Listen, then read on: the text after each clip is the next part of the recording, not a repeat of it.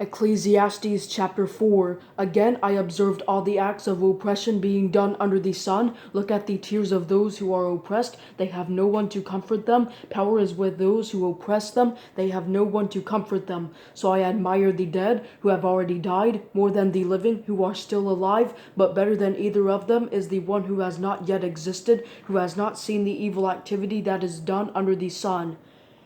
The loneliness of wealth. I saw that all labor and all skillful work is due to a man's jealousy of his friend. This too is futile and a pursuit of the wind.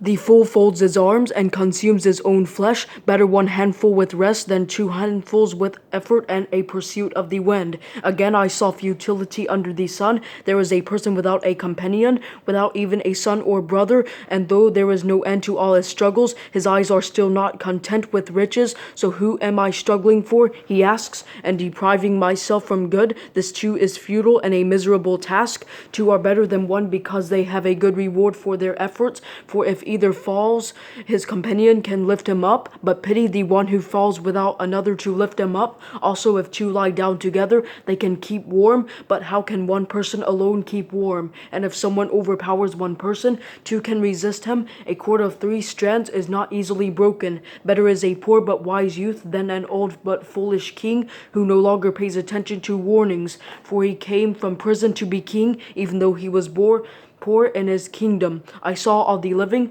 who move about under the sun follow a second youth who succeeds him. There is no limit to all the people who were before them, yet those who come later will not rejoice in him. This too is futile and a pursuit of the wind.